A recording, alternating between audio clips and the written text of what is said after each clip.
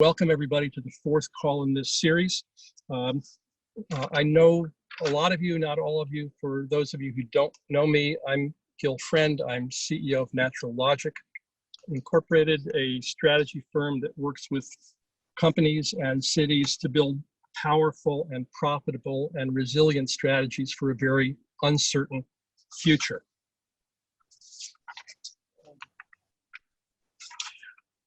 The reason that we're doing these calls, why I've invited you together now these 4 times, is because we're adrift in a broken world. Some of you who were on the earlier call saw this graph before. Jean, let's have the first slide.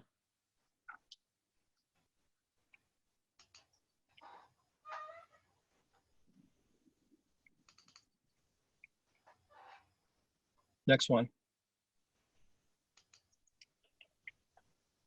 So you remember that we showed this chart. This is a picture of where we are now. You've seen this graph before.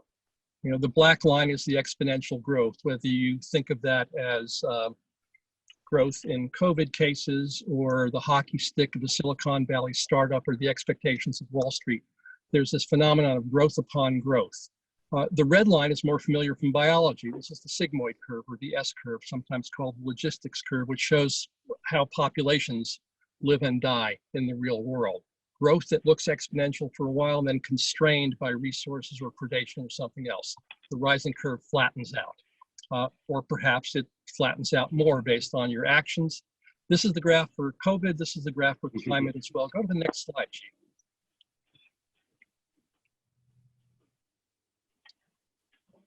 And, you know, when we've seen these trends around us, very differential responses. You see rising and— Not yet. I'll text you. Okay. You see the rising and falling of trends in many countries and not in others, based on the actions that are taken and how early they're taken. Same question with climate. Do we yield to predatory delay and wait and figure that we can fix it later, but it's much harder to fix later? Next graph, please.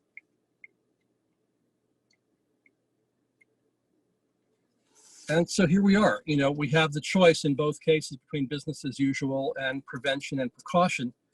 And it's a tough thing because, you know, if we're successful, certainly with the disease, people will say, see, it wasn't so bad, we overreacted. But that curve is only bending down because we are reacting powerfully and timely, at least in some cases. I'm coming to you from California, where the curve is relatively flat, where there's coordinated action across state agencies and county agencies, not the chaos that we see coming out of Washington. So, Jean, take the slides down. Let's go face to face for most of the rest of the time here. So while COVID grips our minds, the climate crisis is looming not far behind. They seem different on their face, but they share common roots, common dynamics, and possibly climate strategies. What's more intriguing to me now is that they both reflect a blindness to living systems, to the dynamics and the distinctions of systems and the failure of management systems to reflect and dance with the physical and biological reality that we are enmeshed in. A blindness to what my colleague Chauncey Bell calls the financialization of everything. In these days of late capitalism, a blindness to the nature of power, a blindness to the shredding of what Doris Lessing called the substance of we feeling, and a sense of commitment to the solidarity of Terrans on the planet we call Terra. In our prior calls, we've explored the parallels between these crises, hypotheses, and lessons of the vast planetary experiment that we're running on ourselves, and the priorities of urgent political action.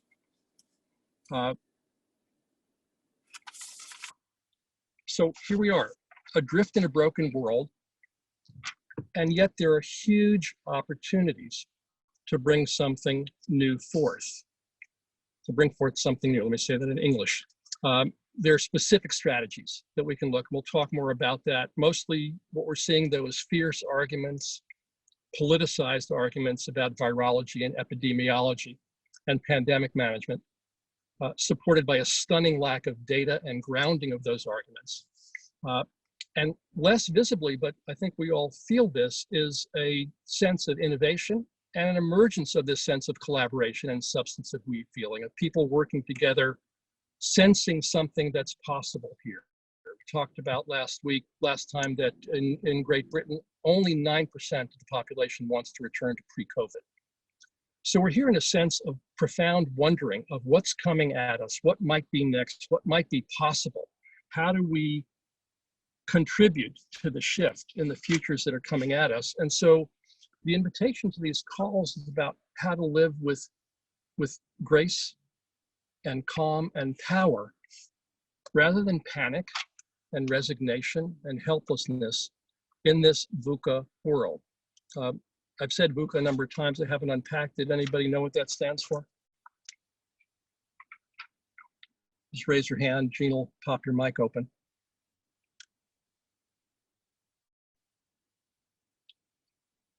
Is that Karen? Karen Brown?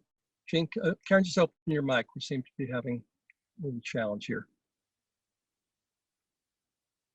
Can you hear Karen, me can you now? unmute yourself? There you go. Yes, Great. go ahead. Volatility, uncertainty, complexity, and ambiguity. There you go. Comes out of training of fighter pilots. If you think yourself in a jet traveling at the speed of sound with other jets around you, with you, and other jets around you chasing you, that's the world that you're in. How do you develop a capacity in your body, not just in your checklist, but in your body, to respond in a world like that? We are living in that kind of world. How do we cultivate in ourselves, in our bodies, not just in our thinking, the ways to live effectively and powerfully in this world? So, Gil, this is my Gene. declaration to you all. Gil, this is Gene. Can I interrupt you a minute? Yep. Is everyone seeing Gil's video? Is Please. Very choppy? So your video I'm is very seeing choppy. that it is. So I think I'll stop your video and so that we can hear you better. Let's do that. We can try it again later. Okay. Okay. Thank you. Proceed, Gil. Go ahead. Thank you, Gene. So my declaration to you all and to my clients and to my broader tribes is to bring these tribes together and explore this way of living and see what we can learn from each other and develop together and bring forward into the worlds that we're all living in. Because like I think most of you, I belong to multiple worlds. You know, my professional persona is as a strategy consultant to large corporations, as a chief sustainability officer of a city, as an advisor to entrepreneurs, as a coach to people at all those levels, and also in the world of activists and solutionaries and regenerates, as we seem to like to call ourselves these days, and of course the overlap between those, because there are people who live in multiple of those worlds. Probably all of us live and belong to different kinds of groups. And so I've found great value in the cross-pollination between those worlds. That's where the work that I've done has been. And there's also the tension of shifting roles and shifting costumes, if you will, and persona as we move between the different worlds that we live in. Meeting the norms, the expectations that people have of us in our different roles. Really importantly, listening to the cares and concerns that people have and not seeing people just as typecast into the role or organization they're in, but as a human being with an interior life and relationships and things they care deeply about that we are often blind to. So part of this experiment that we're running together is to explore what there is to learn together, and to listen to the voices that are both explicit and within each of us. So just to conclude the introduction, we're in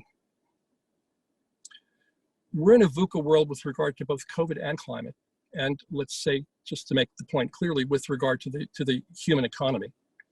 And we're seeing science being done on the fly. We're seeing a remarkable openness to drastic change. There are things on the table now, policy moves on the table that were inconceivable a year ago, or certainly 2 years ago. We're also seeing fierce resistance, most pronounced in the United States, in contrast to many other countries in the world. We're seeing the impact of predatory delay, as I said, and almost unnoticed, a different mood about things like universal health care, like universal basic income, like the usual showstopper that we get whenever a creative idea comes up of, how are you going to pay for that? Well, we're seeing a different mood in the assessments now about what's needed in our lives together on this tissue-thin film of life, coating this 8,000-mile diameter ball of rock, hurtling through space at 18,000 miles an hour, our common spaceship. So my question to you, for starters, is, what's your mood in the midst of all this? Mood is optimistic, positive, but of course also very scared that other countries are not, as a society, we're not dealing with the COVID crisis and the climate change as a complete understanding of what we need to change. Because let me stay with you for a moment. You know, a mood, as I said, is this kind of characteristic state that you're in. It's, you know, it's like what you feel when you wake up in the morning sometimes, or what's with you during the day. But the secret is that behind every mood is an assessment of your circumstance, of the world. What's the assessment that's behind your mood of optimism?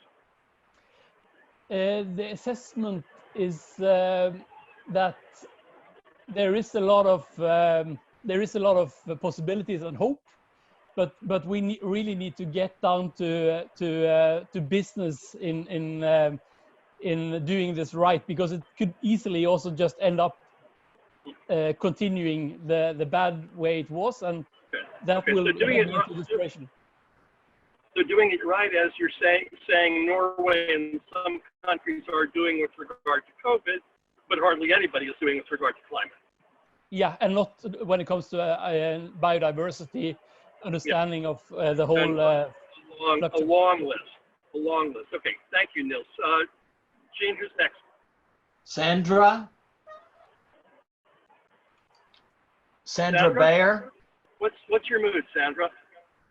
Yeah, my mood is also, along with what Nils and Alexander said, my mood is one of optimism. And the reason for it, Gil, is that I think underlying the tragedy of what's happening and the really sad things that are happening to so many people, it is the opportunity to change. And I think what Alexander said, Gil, I don't know if you heard it, was about building trust again. And I think it's rebuilding it. And I think the opportunity for us is to figure out what those steps are. How will we do that, especially in the United States? I'm in Washington, D.C. I mean, we have no confidence in our leaders. So without that leadership, how do we gain confidence to change, whether it's climate or, you know, going back into work, going back into play? I mean, I think there's a huge opportunity, and we better start acting on it now, because it's gonna, if COVID is with us for decades, which I believe it will be, the ramifications of it, I think we need to take action pretty quickly. Thank you. So, Sandra, what are the circles that you travel in? I work with cities for a living, so I've been talking to a lot of city leaders. I also work with the Edison Electric Institute. So we're looking at electrification, we're looking at clean water, we're looking globally at what's going on in urban spaces, Gil. So I think there's so much to do that could change the way our planet works, especially regarding renewable energy, of course. Yeah, and so what's the mood that you're sensing amongst the people that you're speaking with? I think they're anxious. There's an anxiety level that is not diminishing. Especially, I mean, I'm in the US, although I have global clients. So I think that people, depending on the efficacy of the actions that the populations have taken, have different levels of anxiety, but nobody's feeling confident. Nobody's feeling like, oh, I know what's going to happen and how I can prepare for it. So let me ask you the question again, then. What's the assessment that you speculate lies behind the moods that you're sensing from the people you're speaking with? I think the assessment is that we've got to take action. We can't, each of us in isolation. I mean, your call is one of several that I joined where I feel like there's a huge sense of new collaboration. not the same old, same old. You know, what is that ecosystem of collaborators that can really make change happen? So thank you for Good. that. Thank you. You bet. Gene, who's next? Elena Leonard, would you like to share? Yes, can you unmute me? You're Okay, unmuted, Elena. Hi. right. Hi from Toronto, where we're not doing quite as badly, but my mood is frustration because the politicians and other leaders are so focused on putting out fires that I don't think that they are actually able to look up and see long-term or the implications for climate change. And my perspective is from the perspective of cybernetics and systems thinking. And we're getting a real lesson in systems thinking in that how everything is so interconnected and how that can bring us fragility as well as strength. Well, we're getting a lesson in what happens with the lack of systems thinking also. Yes, that too. I mean, we're really seeing the limits of mechanistic reductionist approaches of let me fix this one thing, not realizing how it affects these 9 other things. Cascading. Yes, yes, very much so. And who are you in conversation with these days? There's a group from the International Society for Systems Science. There's a group I'm involved with here that is focused on the environment with respect to water and the protection of water. And also with the American Society for Cybernetics. And what's the mood that you're sensing among those people? Basically wanting to roll our sleeves up and try and get something out there that we can start working on. Yeah. But it's a little hard because we're all at home. Well, but we can be in communication with each other. We can. I mean, one thing that's surprising to me about all this is how much of what we do, even when we're together in offices, is in the conversations that we have with each other. And the conversations can happen in any medium.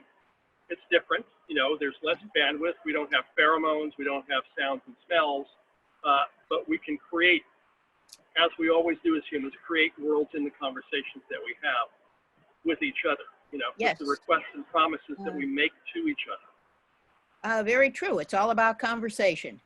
Yeah, and so the mood, the name that I give to the mood that you described is a mood of resolution, of resolve. Okay. A commitment to make something happen. Of course, the question is what? But thank you for that, Gene. Let's take another 1 or 2 more.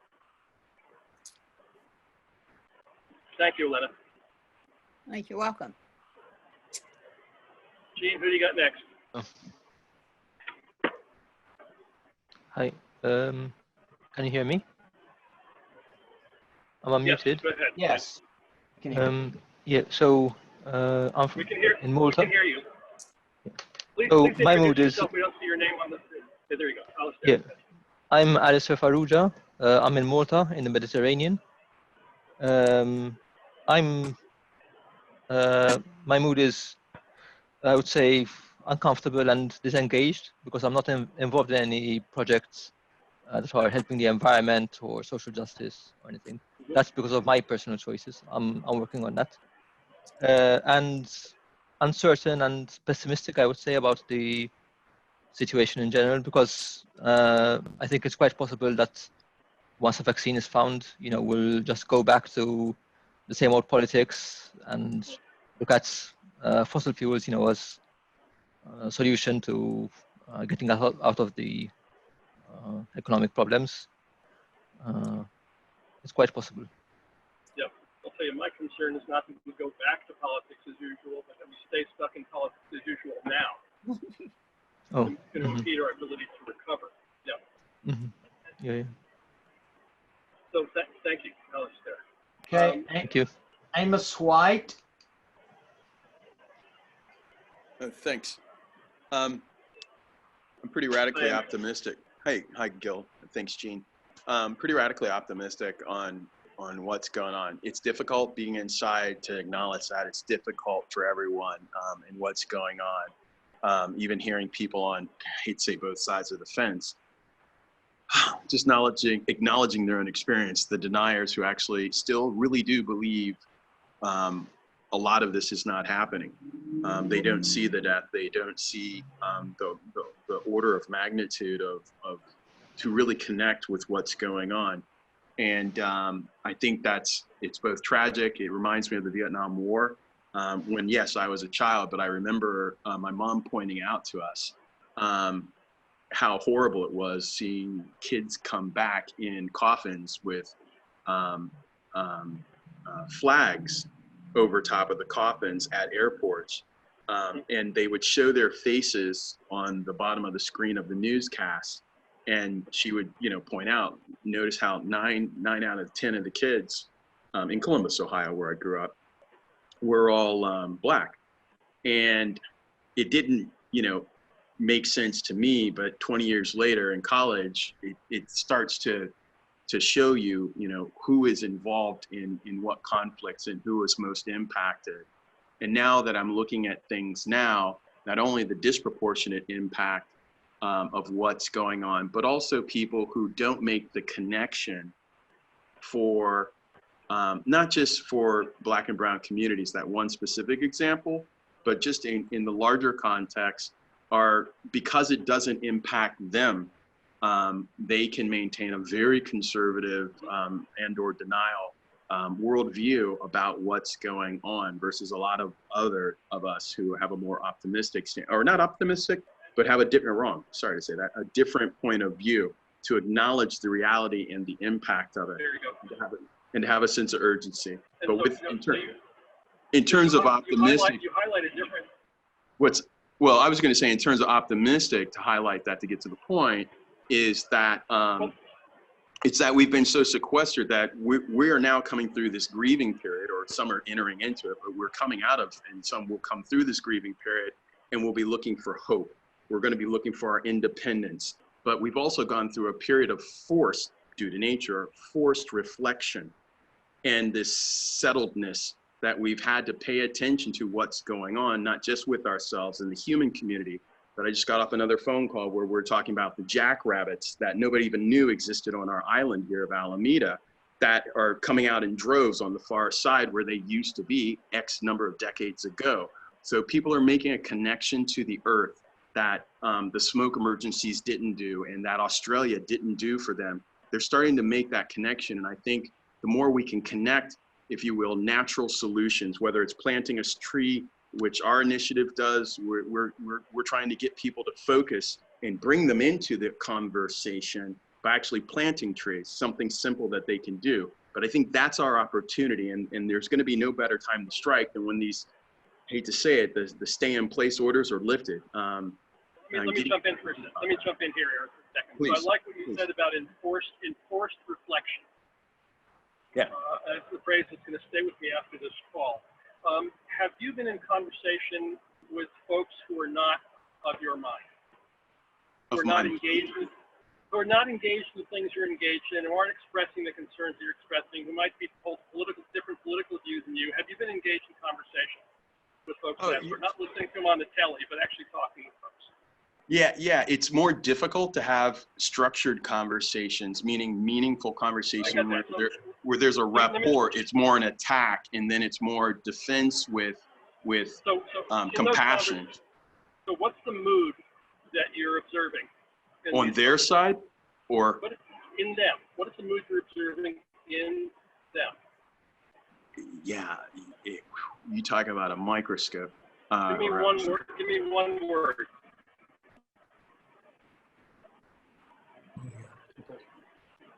It is patent disbelief, and it's disbelief, and and I know what it's predicated upon, which means they're actually choosing and actually believe that it's not true. Amos, now let's hold up on the story. I'm trying to do something here, and not a lot of people to engage. Go ahead. I'm looking for what you sense their mood is. What's your mood in conversation with them? With them? Yeah. Trying to maintain my self-balance, because I believe that's what all this is about. I'm trying to maintain balance and to be open as much as I am trying to be informative and educated. Can I put words in your mouth? So you're feeling off balance in these conversations?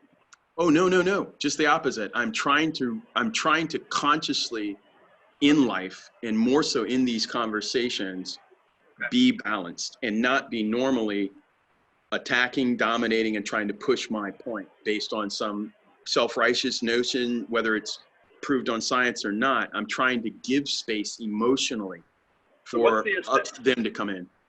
So what's the assessment that you're making in those conversations? Assessment of the person or assessment of the conversation in flight? Either way, either way. I assert that you're making an assessment. Oh, indubitably. Because we do that all the time, right? Yeah, I'm more so I'm testing them. You're absolutely correct. More so I'm trying, I know what I know, but I'm also trying to understand what I don't know. And what I'm actually testing for, and just even holding a conversation, just like I'm holding this conversation with you, I'm listening, and I'm actually listening to see how do they really feel about what? Do they really feel something about the aspect of what's going on? Sorry about that light there. Or are they actually feeling something? Is it tied to something else? Whether it's a childhood trauma and a belief there, and you hear certain things come out in conversation and they tie it to other observable events and whatever it is they're listening to in the news or other conversations they're having with their friends. Oh, it's the same as like with Hillary. And I'm like, wait, how are you going with Hillary? Why are you tying it to that? Are you just parroting something you heard on Fox News or that thing? Let me stop you here. Yeah. Because you're giving me a perfect segue to the next part of the call. So thank you for that. Good. Yeah, you're welcome. Go ahead. Go mute yourself back again. So, Amos just talked about listening in these conversations and trying to listen behind the words, what it is that's motivating people, what their concerns are, what it is that they care about. How does that show up in the words that they're actually speaking? So I want to take us into breakout groups. Just a sound check. Can people hear me okay? Or have I frozen again? No, you're okay. Okay, very good. Thank you, Doug. At the end of the last call, I invited you all to do an exercise between then and now. I invited you to listen to your conversation, kind of a little witness on your shoulder, listening to your conversation, both your conversations with other people and your conversations with yourself. And to notice what you observe about the mood, as we've been modeling just now, about the assessments that you're making, because there's always an assessment behind the mood. There's always an evaluation and interpretation. Not that that's a bad thing, that's a human thing. We do that inevitably. And so observing your conversation with others and yourselves, observe what assessments you make, observe what assertions you're making in your conversations, which is different than assessments. An assessment is an interpretation. It's subjective. An assertion is something that is testable. So for example, I could say it's hot here in this car where I'm sitting, but somebody else could be sitting in the same car and say, no, it's not, it's cold. There's no resolution of that. I could say that it's 78.2 degrees in this car, and we can verify whether that's true or not. So when we speak, we do a mix of these things. Interpretive, subjective assessments, and assertions of things that are testable and provable. So I ask you to observe that as well. And so, Gene, can you put up the breakout slide?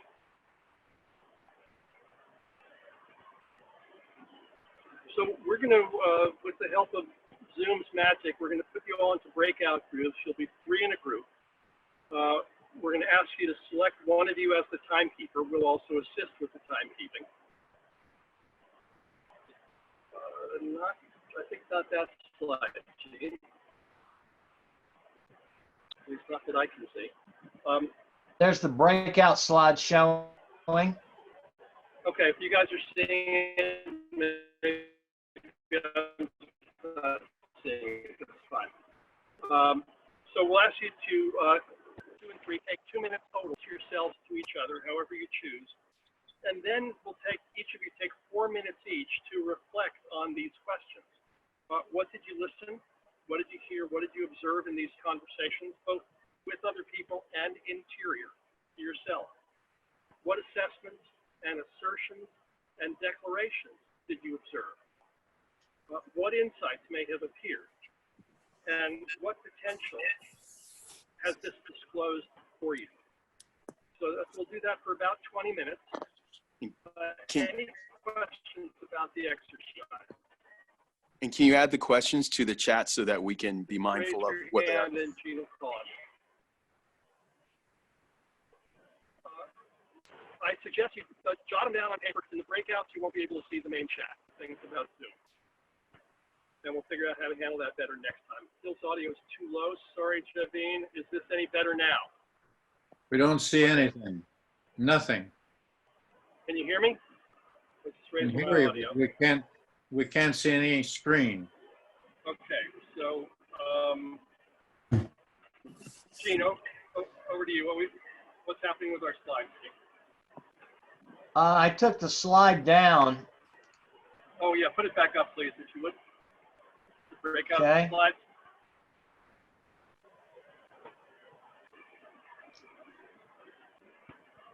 Gil, maybe you could just recap really quickly what the 3 questions were. I will while that's going up. So 2 minutes total to introduce yourselves to each other, 4 minutes each with these questions. What did you observe in your conversations, both with other people and yourself? What moods, what assessments are being made, what assertions are being made, what declarations are being made, okay? What insights have you had in these observations, and what potential does this disclose for you?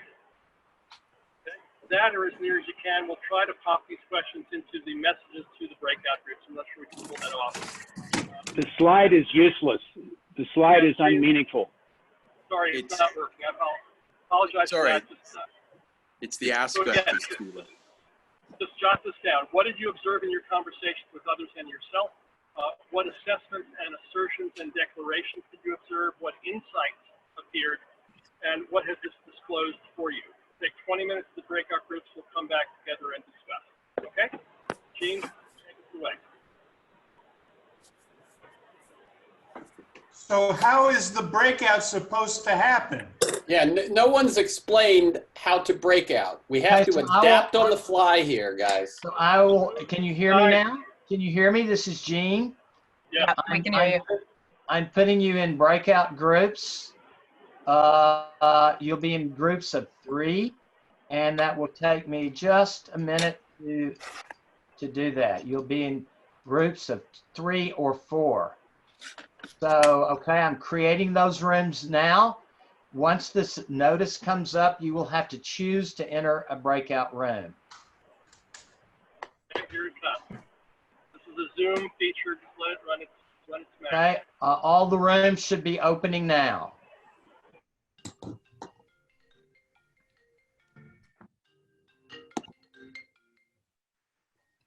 Hello, speaking. From where? Yeah.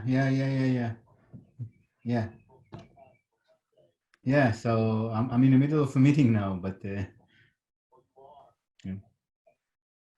Can we talk on Monday? Thank you. Bye-bye.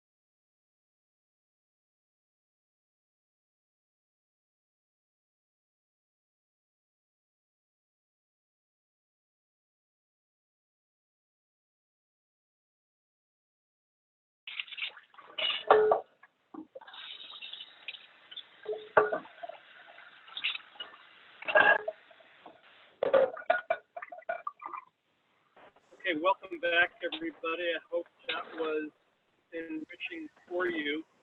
Please mute your mic. I know you've had your mics on during the breakout. Gil, you've got to be louder than that. Gil, you got to be louder. okay.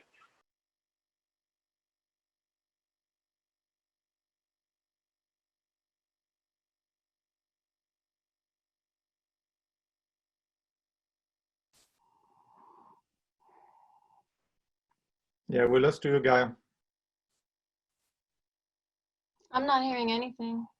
No, me neither. That's because Gil dropped off. Yeah. Gil dropped off. You'll have to log back in. It'll take Yeah, him. he's coming back in. He's still on. He'll And his I'm mic. back in. I'm back in. I got thrown out, but I'm back in. Can you hear me okay now? That's a bit better. Okay, let me do something. I'm going to go out of video and fix the audio. So while I'm doing that, I hope that was an enriching process for you all. What I'd ask you to do now is ask for some volunteers to share. Either share what you shared in your breakout or share what you observed in the conversation with your colleagues. Jean, raise your hands, folks, and Jean will call on you in turn. We'll have about 15 or 20 minutes for this. Okay, Marianne Grossman. Hi. We had an interesting conversation from Oregon, Toronto, and Silicon Valley, and talking about the kind of gap between people who are taking a systems view and have a scientific education and possibly more liberal politics and are supporting approach to the pandemic, and those who are not. And obviously that translates into addressing other systemic issues like climate change, that if there are people who are committed to kind of being anti-science, then it's hard to get them to support the kind of changes that we need. And I appreciated the observations that people were making in our conversation, and the guideline to kind of make distinctions between our assessments, declarations, observations, and insights it was interesting to have that in the background while we were listening to each other. One of the most important things, I think, was looking at all the broken systems that have been revealed, that how fragile our system is, and healthcare and many other systems just really on the brink of collapse. And that was masked before we had this epidemic to kind of unmask it. Thank you. Christina Olson.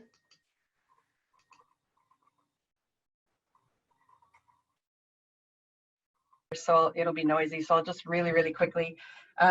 We talked about a lot of things, but one thing that I noticed was both of the people in my conversation, we were covering Vancouver, San Jose, California, and Cambridge, Mass.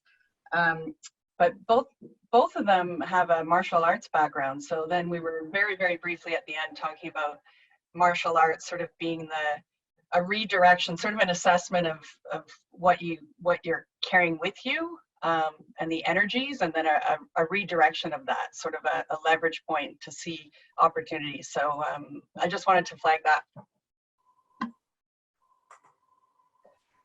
Thank you. John Duval. Hi, yeah, thank you.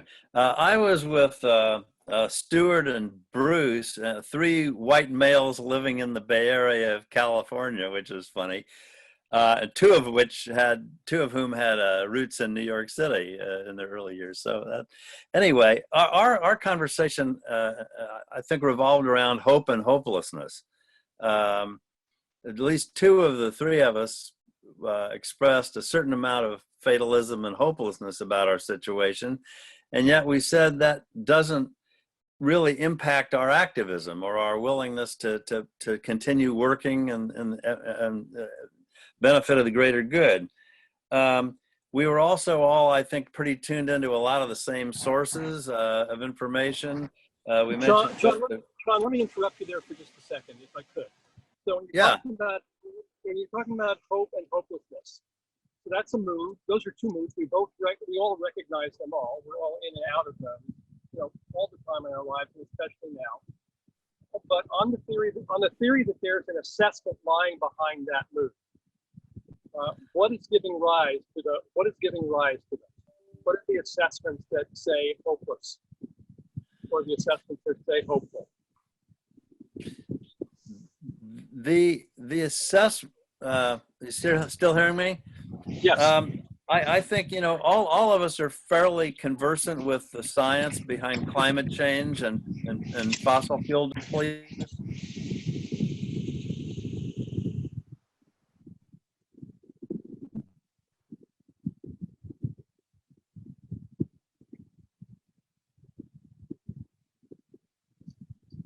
John is muted. I'm We sorry, lost John. you, John. You're muted. Yeah, can I you cannot hear you. yourself, John? Did I get muted again somehow?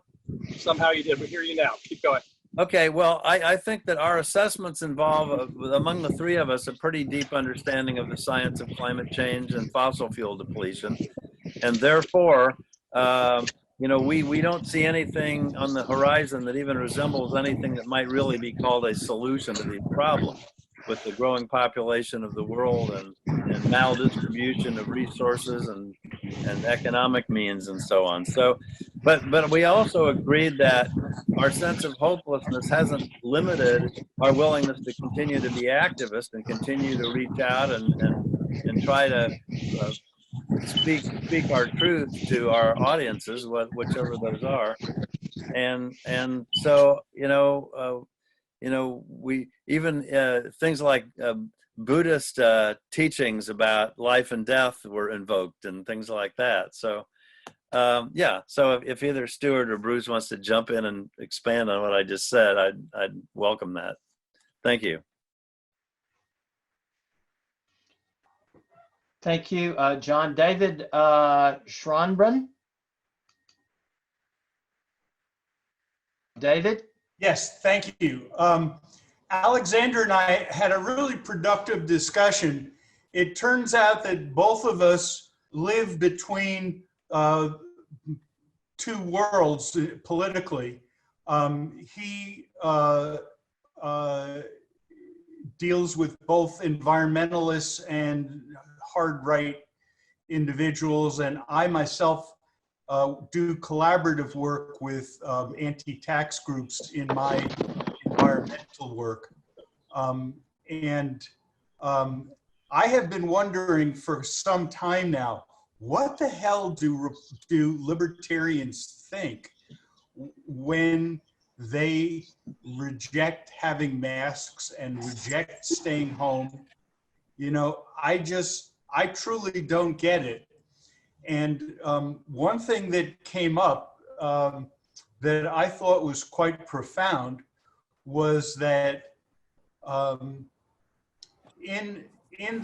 each people in either polarity tends to feel very threatened, and they want to be surrounded by people that think just the way they think, and will lash out immediately at something different, very much like an autoimmune reaction or an immune reaction to an invading toxin or invading cell. And so it was fascinating for me to realize, well, it seems like it's necessary to address the sense of being threatened and, you know, intentionally not be threatening, and attempt to bring somebody over, because there's a lack of trust in each of the sides. I think that's probably a nice capsule. David, for the folks you're speaking with who won't wear masks, et cetera, what's your sense of what they're deeply concerned about? What's driving that? What I got is that they have such a hyper focus on my personhood, my choice, that they don't recognize a connection to a larger society in which they both can influence and be influenced. Okay. So I believe that there is a missing felt sense of connection that is at the heart of this. Okay. Interesting that some, a number of people have talked about an expanded sense of connection.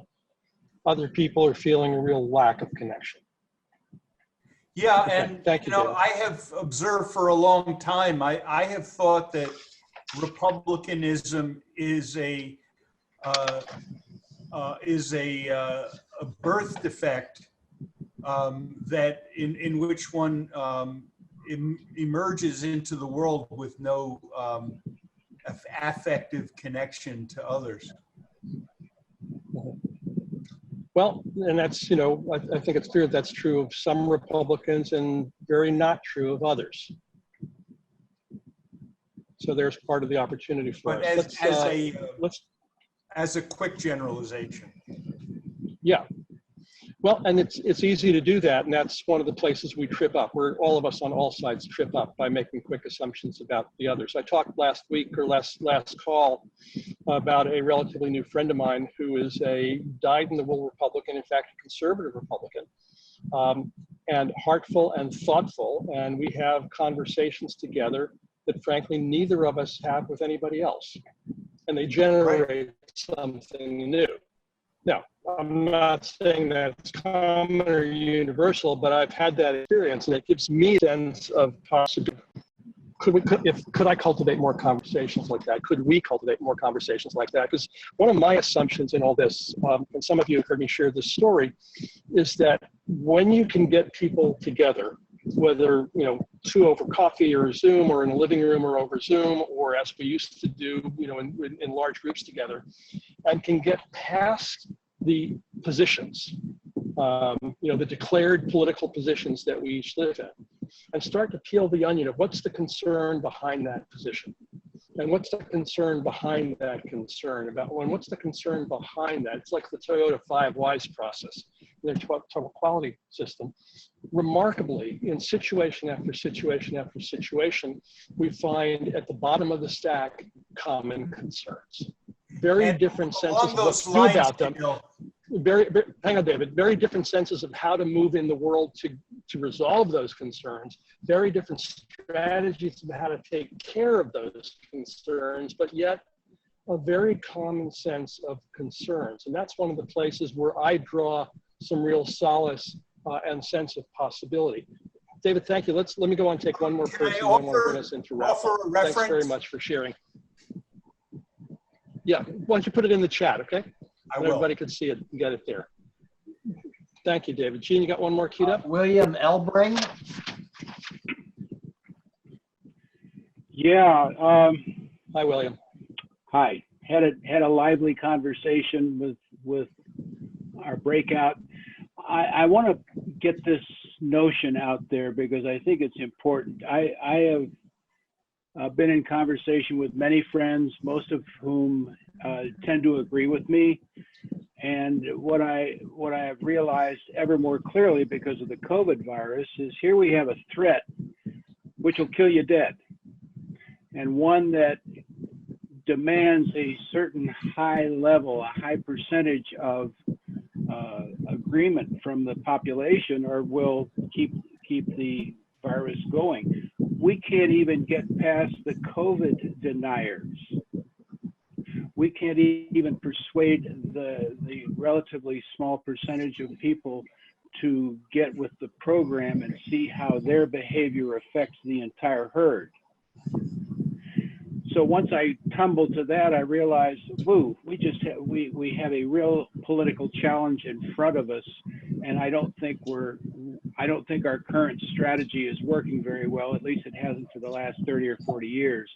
Everybody who William, I would go further than that. I would say that we have a real social and cultural challenge as well as a political challenge. There's a focus now on getting Trump and his gang out of office in November. Let's say we succeed with that. I hope we do, and I'll have something to say about it in just a moment. But even if we do that, we have a country that's torn apart. True. And people who see the world differently and who can't even speak to each other. And so that's another part of the challenge that I'm trying to bring us to here. I'm sorry to cut you off. I need to move on.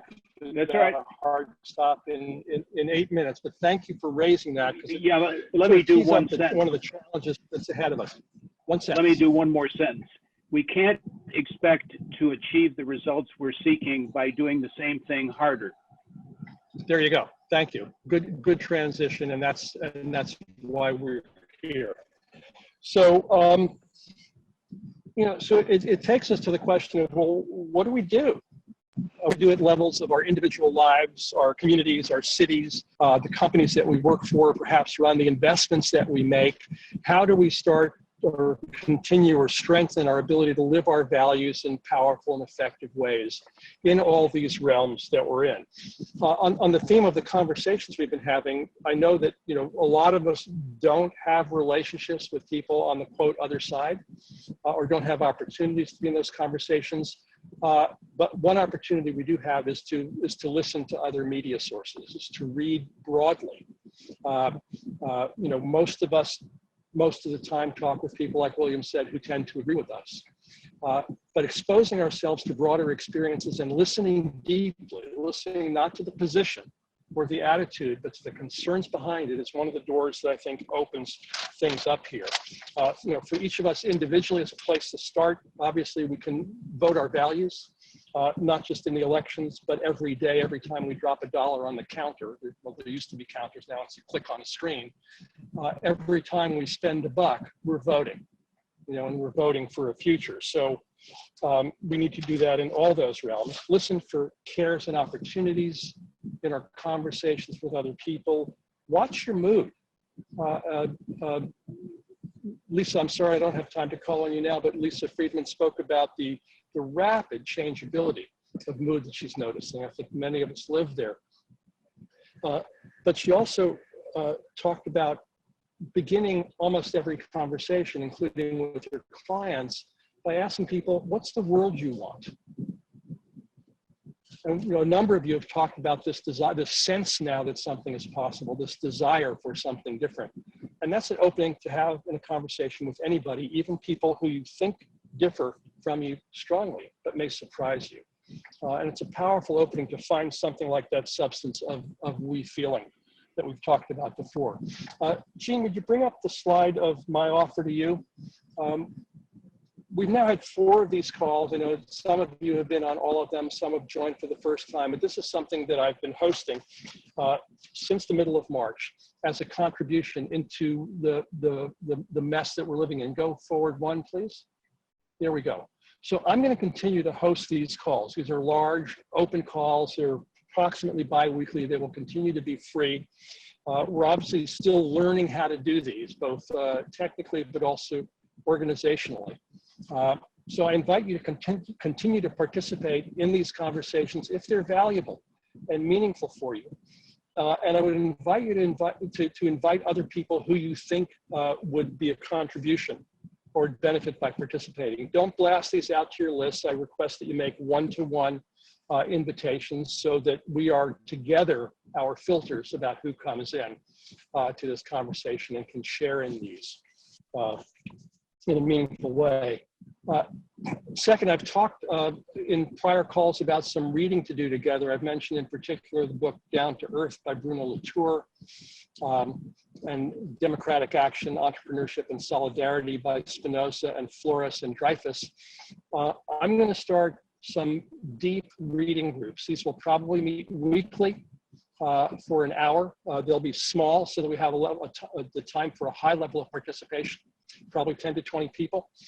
And I'll invite you to financially contribute at a level that you think is appropriate to help support me in this process going forward. That'll be starting shortly. We're cooking on some thematic discussion groups that will dive more deeply into specific areas of activity and strategy, perhaps business policy, and the being questions that we're looking at here. Size to be determined, again, a voluntary set your own rate offering there. Jean, next slide, please. Coming in the future, probably we're developing courses that will have a continuity over a period of time, a podcast in development, bringing on other hosts, and hopefully building an online community so we can be in discussion between these calls. And as always,